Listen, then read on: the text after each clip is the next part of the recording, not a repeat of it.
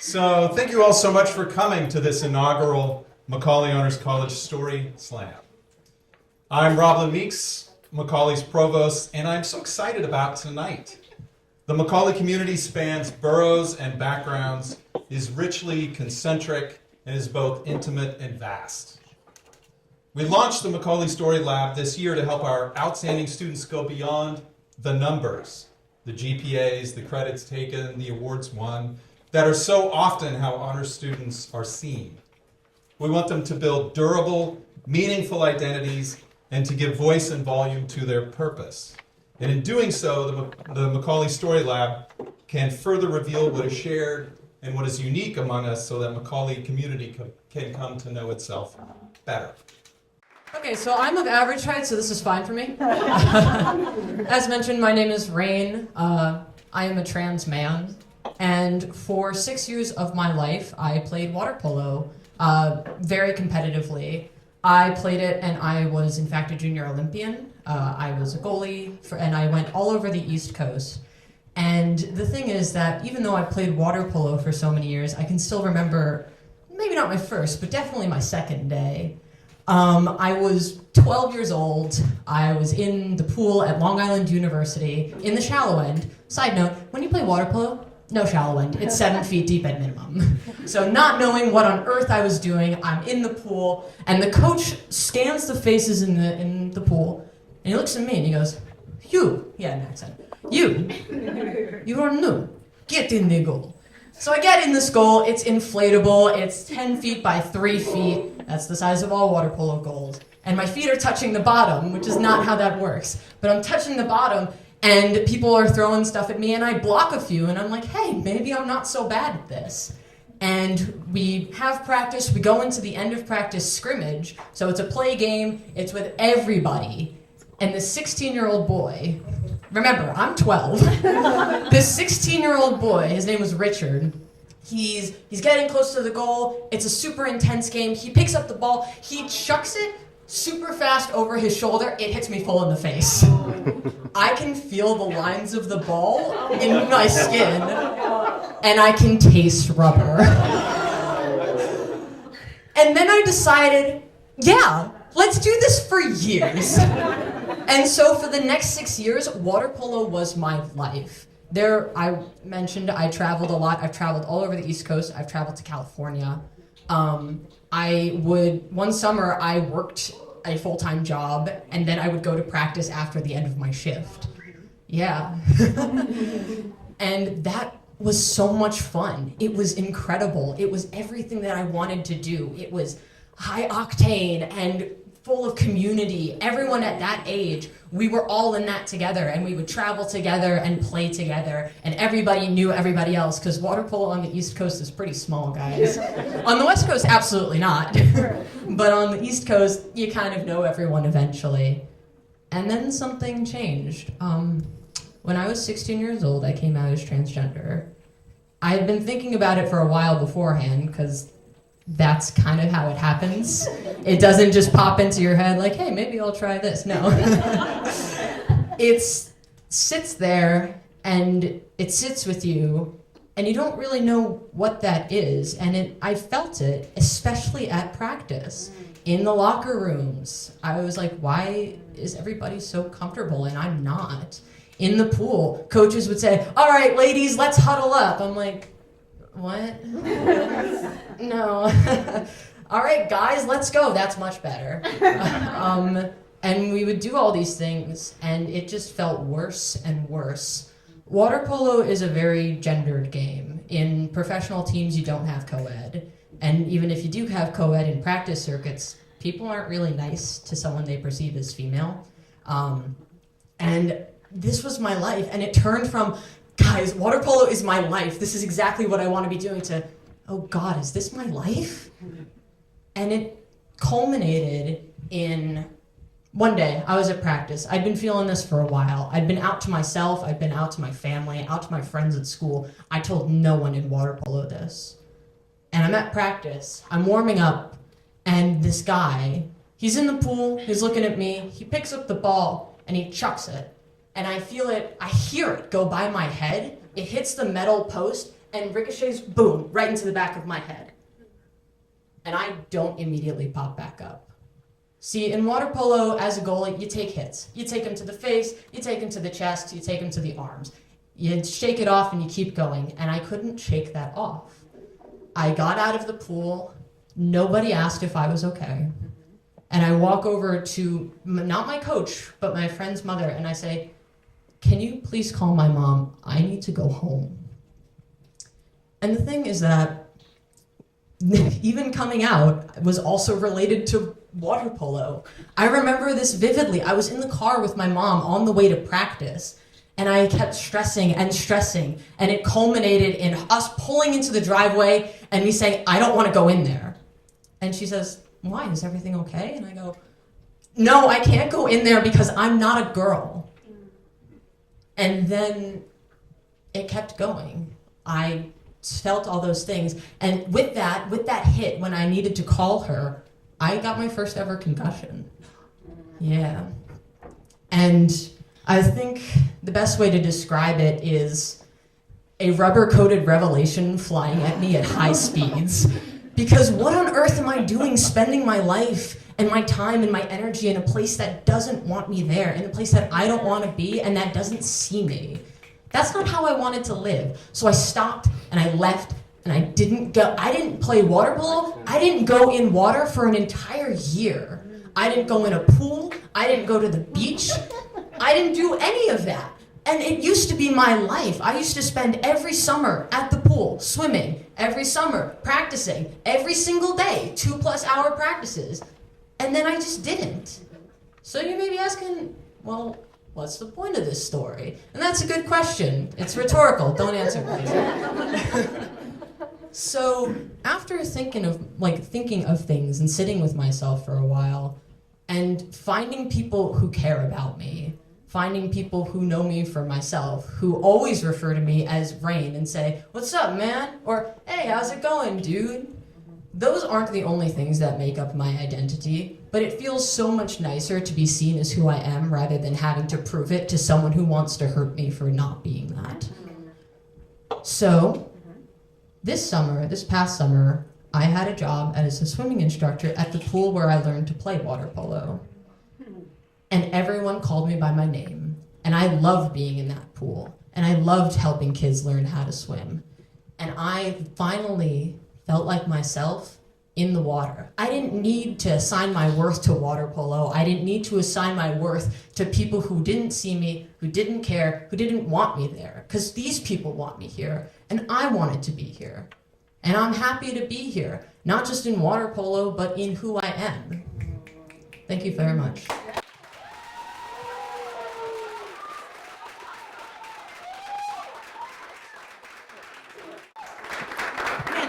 I was tall until I got to this mic. Can you guys hear me okay? I can't see anything, but I'm just gonna pretend that you're nodding your heads. Very nice to meet everyone. I am a freshman in drama at NYU, and I'm so happy to almost see all of your faces here. I love performing on any stage, especially ones that were given to me by Urban Word. I love Urban Word so much, and you guys should too.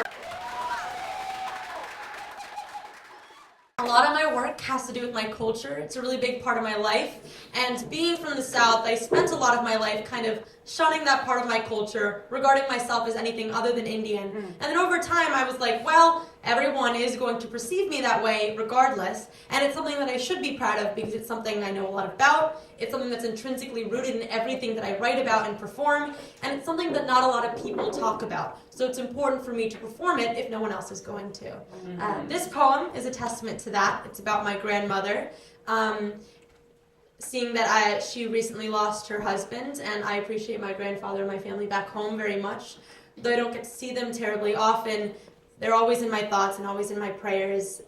So if we could take a moment for my grandfather before I start this poem, I'd really appreciate it, and I'm sure he does too.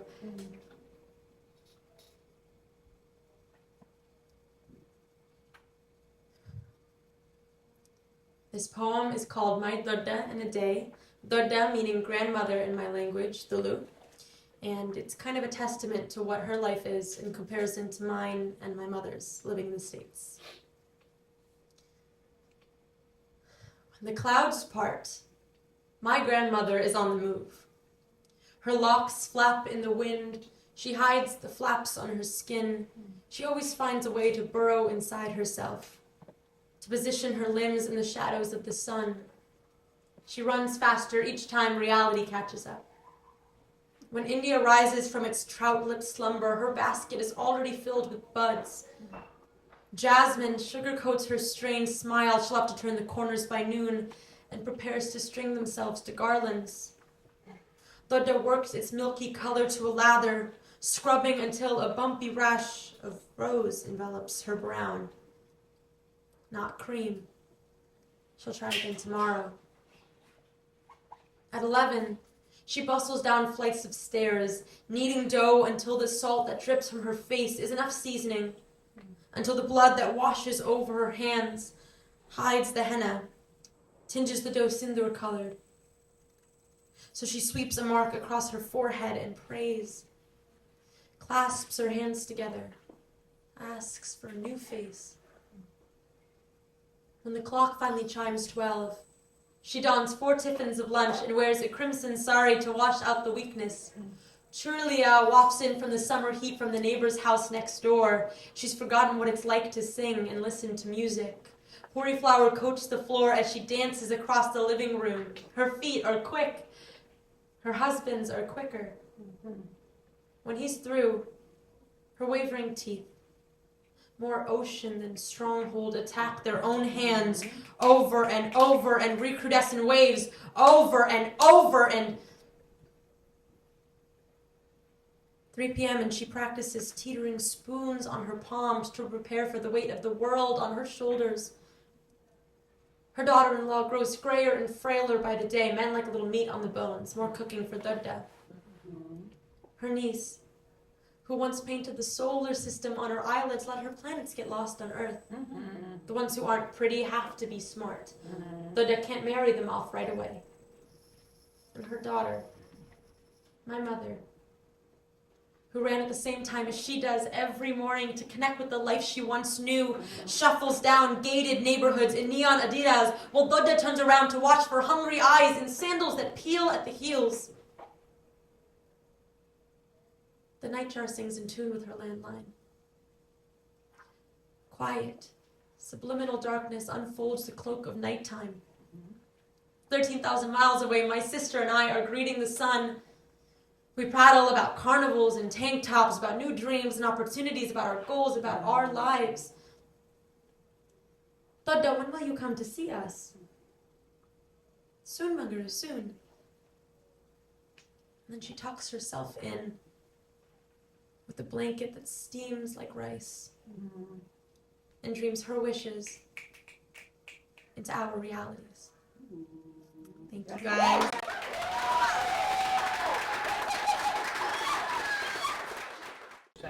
Berklee College of Music, 1988. An 18-year-old girl sits in her dorm room and asks her best friend who the best guitarist in their entire school is. The girl is my mom, and her friend's answer was my dad. They meet, fall in love, and have a daughter many years later. Severian High School, 2020.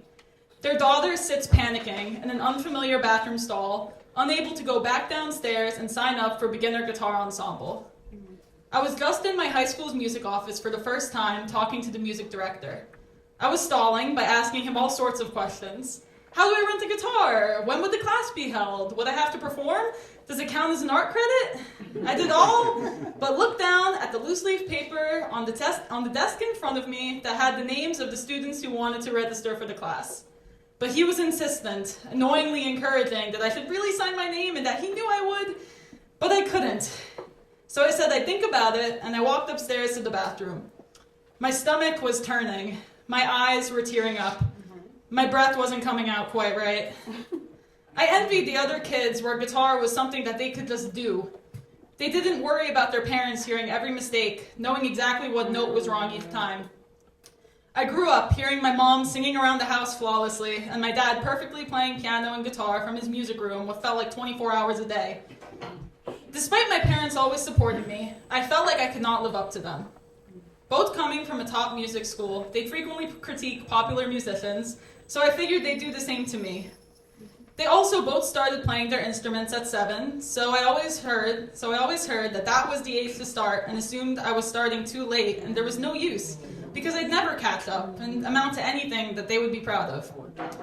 While I stood in that bathroom stall, I thought back to how when I was 7, I couldn't even go into my dad's music room and practice on his piano because I was terrified of my parents hearing me play. During my first piano recital, I started crying after playing only a few notes of my piece and walked away. Once my teacher calmed me down, I was able to perform, but I vowed to never play on one of her recitals ever again and eventually quit a few years later. Signing that sheet would mean I'd have to perform in the auditorium to an even bigger crowd. I'd be in an ensemble this time, but I'd still have my parents hear me, along with a professional video posted on YouTube to memorialize every mess up. I was terrified to relive that formative experience from all those years ago. But then my train of thought shifted. I thought of how empty I felt when I said no every time one of my parents' colleagues would ask if I played an instrument. How ashamed I felt, like something was missing or something was wrong with me. I realized that I hated feeling that way more than I hated performing. I thought of how ever since 7th grade I wanted to play guitar. How I already had a playlist of my favorite acoustic songs I'd learn if I ever got the chance. And here the chance was. I knew I didn't want my dad to teach me because I was scared he would judge me or I wouldn't be good enough. And there was no point paying someone else to teach me because me and my mom knew the story of how I was introduced to her as the best guitarist. But now, I could get lessons for free, during my school day, in a group. And the fear of not being perfect or good enough became so small when I put it next to the regret I'd feel if I let this opportunity pass me by. So I got up, I went back down, and I walked into the music office and smiled, and I said, "I'll do it!" And he smiled back and said, "I knew you would." I instantly felt a sense of accomplishment and relief.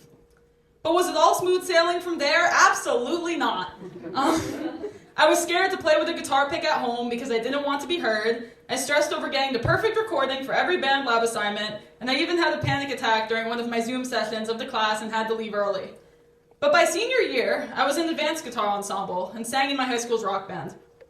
I remember before some of those performances, I'd be so scared of having a similar panic attack on stage and ruining everything for myself. But I never did. I think a part of me knew that I couldn't mess up something I loved doing so much. Then, when I finally graduated, I realized how much I missed performing and wanted to take every opportunity possible to continue doing so. So when my dad asked me to play guitar and sing Silent Night at his church's Christmas Mass, I instantly said yes. In the moment, I couldn't believe that that word came out of my mouth. I think even he was shocked that I agreed to do it. A year or even a few months before that, I would have never said yes. But I realized playing guitar and singing on stage were things I loved to do, no matter how much they scared me. A day before the Mass, my dad said he had to hear me play and sing the song. He knew I'd be nervous, and he said, "It's part of my job as music director, I have to, I'm so sorry." I went in the music room I once feared to perform it for him. Guitar pick and all, I played the song as he sat right in front of me, listening while facing away from me so I wouldn't get nervous. Once I finished, I braced myself for a lecture on everything I did wrong, but instead, he instantly talked about how good of a job I did. Even my mom came in after rudely eavesdropping in the other room to say how natural I sounded when I was singing. And I could tell that they meant it, because I'd seen them critique others and knew that they weren't the type of people to only say I did well because I'm their daughter. And it meant so much to me because I could tell how proud they were and I knew how far I came. The next day, in the middle of my performance, I started thinking about how much I've overcome since that first piano recital and how I was so happy I said yes to my dad about performing and signed my name on that sheet in the music office. I smiled to myself, thinking, I can't believe I'm doing this right now, and then promptly missed the next chord change because I was so deep in thought. But my mess up didn't matter, because I did it. Signing my name on that sheet was by far the most important thing I did in high school, and I can't imagine a world in which I didn't. I learned that doing something in fear was better than not doing it at all, and playing an instrument didn't mean I'd have to master it and devote my life to music. Growing up surrounded by talented musicians is no longer a curse, but a blessing. And even though I'll never be the best guitarist at Berkeley, I know my parents believe in me, and more importantly, I believe in myself.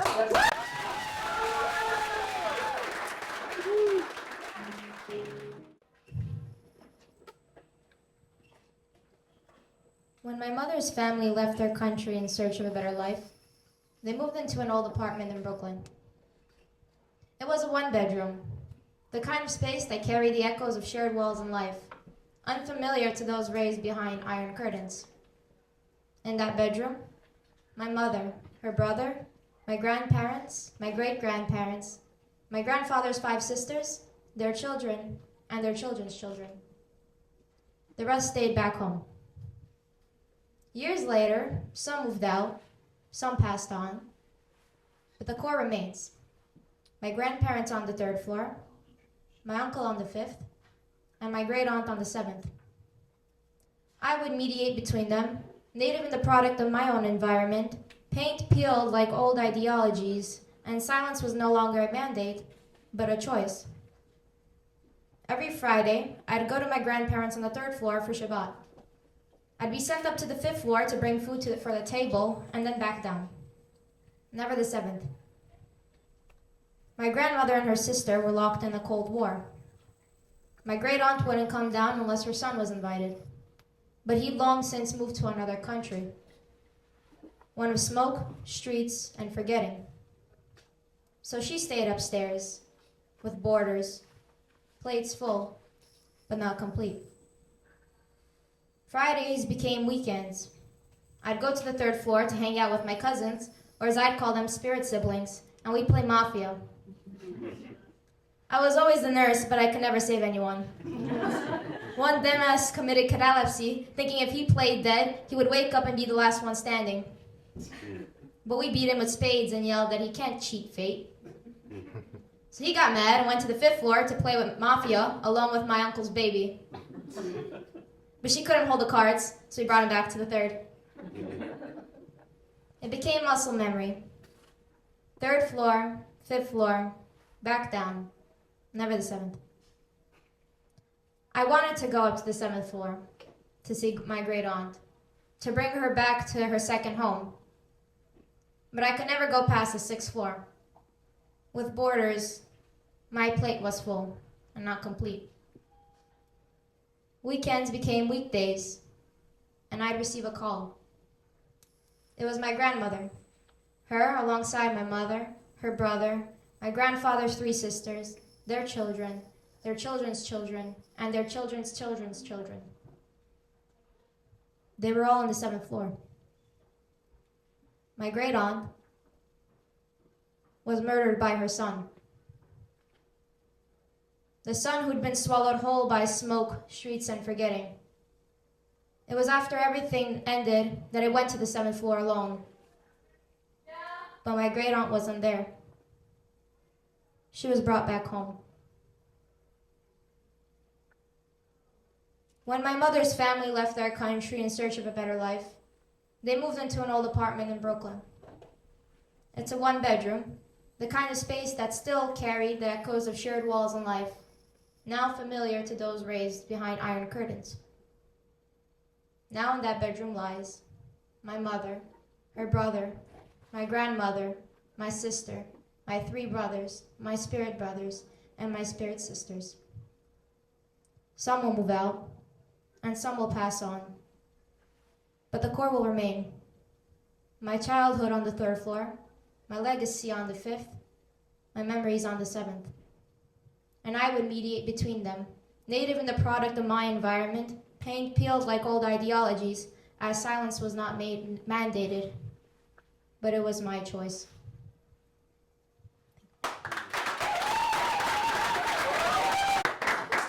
Ooh, yeah, this is a little tall for me. It took playing a man for me to embrace my femininity. And it all started with a haircut that made me look like Dora the Explorer. You know that weird period of time when you're able to speak and walk and talk for yourself, yet you still haven't quite outgrown the clothes your mom picks out for you? For most of my life, I accepted the notion that life was just picked out for you. Once you reach a certain age, you graduate from school, get a job, get married to a man. I was not particularly fond of that one. I'd even thought that once you reach a certain age, you just automatically become pregnant. Everything until then should therefore remain the same. My clothes big and baggy to hide the shape of girly shoulders and waists. My hair fitted into a neat ponytail. I outright refused haircuts. Friends from middle school would try braiding my hair, and I would just remember the visceral urge to make them stop, to make them understand that I can't change anything about my hair, not even loosening it from its ponytail. Because if so, then I'd mess something up. I was too girly with my hair down, and I don't know what I'd be if I cut my hair. I would no longer be playing the Kristen that I've been embodying for like 14 years of my life. But what if I was playing someone else? The opportunity came after coming back from a sophomore year of high school quarantine when I got to direct a show, and suddenly we were one actor short. It was a small male role, and I wrote the script. Why not, right? For the sake of the theater, I decided to cut my hair. There I sat in this cramped salon managed by a Korean lady. Down our neighborhood block, it was such like a small, muddy place. You don't want to know. I could hear the scissors snipping behind tightly closed eyelids. I couldn't bear to see all the minute changes that were happening. One big change, the before and after, that was enough. So when I finally opened my eyes, what was staring back at me was unexpected. It was ugly. Short hair, I had said, but my stylist had taken the liberty on everything else. Her thick Korean dialect flew right over my head, something about how the round curves of this style would fit my round face. Sure. When I looked at myself in the passenger car mirror, I felt a strange sensation bubbling up. I ranted to my mom. I look like Dora! Or that one guy from the Lorax movie. I violently shook my head at the option of telling the stylist that I wanted to change it. My mom just laughed and told me, next time then. I was taken aback by the strength of my own feelings. And yet, it was so different from the visceral fear from middle school when friends would try braiding my hair. Instead, I felt dissatisfied, disgust, a bit peeved. And it was freeing. I had convinced myself that I'd never really cared for how my hair looked. It was the same, and that's all that mattered. But now, for the first time, I wanted to cut it again. Yeah, next time, I thought, I would specify that I wanted a male haircut, please, cut above the shoulders and closer to the ears. I was sure that I nailed the art of getting haircuts. The next haircut made me look like a Karen. Okay, maybe third time's the charm. Along the way, I learned the differences between Asian hair and curly hair, and how Asian hair will poke out sideways by the ears unless you glue it down with gel. I started to have more emotions towards my hair. Frustration, the fact that my hair reacts badly to gel. Envy at my friends who found a wavy haircut to frame their V-shaped face. But also excitement for the next haircut. Each change in style and salon was one step closer to how I wanted to look. The first buzz cut I had, the first perm. The feeling of being able to make eye contact with myself in the mirror and see all the little changes adding up together. And what came along was also curiosity. Not just for my hair, but for my clothes. I no longer felt like I needed to wear baggy clothes to hide more feminine features. I didn't need to be super masculine either. Pink was now one of my favorite colors, alongside orange, of course. I wore loose pants that flowed like skirts, and yes, I still liked sportswear and my graphic tees. But I no longer felt the pressure to hide the feminine way I sat or laughed. For the first time in a long time, I felt whole. A change was now this old friend and brought surprises, both good and bad. I'm pretty satisfied with the haircut I have now. I've come a long way from the Dora Cup. While I may not return to it, thank God, I can't wait to see the change that will bring in my next reunion with change.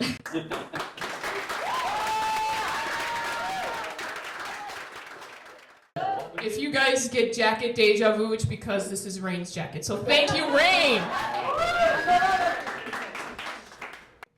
So, if somebody joins their high school's jazz band on their own accord, you would probably expect them to want to play in it, right? Wasn't the case for me. I joined in my junior year, completely of my own volition, and I had been playing the piano for 3 years. I loved everything about it. I still love everything about it. But what I love the most is jazz. Jazz improvisation specifically, and getting to solo. To make a song your own, to play in the moment, feel the music, make something that's never been played before. I wanted nothing more than to be able to do that. But it's not easy. It's not easy. It's on the spot. And even though I loved it so much, I wasn't always very confident in my ability to be able to do it. You know, there was another piano player. He was a senior, he was more experienced, he was confident, he did solos all the time, so that didn't help my feelings of inadequacy. And I would hide behind him. Whenever my teacher would ask, hey, so you want to do a solo this time? I would just be like, no, he's got that. He's fine. And so I didn't. Even it got to a point where even he was like, come on, like, just do it. I was like, it's not that easy. It's easy for you. But so fast forward to the winter concert, which was our biggest one so far. I still wasn't performing a solo, but I was performing. So I'm up there doing one of my songs, and as I was there, I became very aware of the large audience that was in front of me. And it was pretty large. And in that moment, I kind of froze up. My hands, they wouldn't play. I didn't know what I was supposed to be playing anymore. I felt really just like I did not deserve to be on that stage. I wasn't good enough to play on that stage. And so in my panic, I was playing on a keyboard, kind of like that one over there. And in the corner of that keyboard, there was a little volume dial on the edge. You know, the volume dial's there, it's sitting there, very tempting, so I took my quick little opportunity and I just kind of turned the volume all the way down. Now I'm a great pianist. If you're in the audience and you're watching me, I look amazing. I'm playing, I'm like, oh my God, yes. I'm loving this. I am the next Mozart. Or in terms of jazz, it's, I don't know, Thelonious Monk, somebody. And that was my way out. That was my little creative way out. And sure, it was, but I regretted it. I regretted running from something that I loved so much. And, you know, I kept that fear with me for a while. I never did a solo in that class. I kept being asked, but I never did it. And that kind of persisted until my first semester of college, which was in the fall. When I came here to Macaulay, I found out that the Macaulay Musicians Collective, hi guys, was having an event. It was a music mixer, and you could just go hang out. They would jam on songs. You get to see what the club is like. So I said, that sounds like a great idea. I went with a close friend of mine. I've known this friend since we were like 5 years old. And we went together.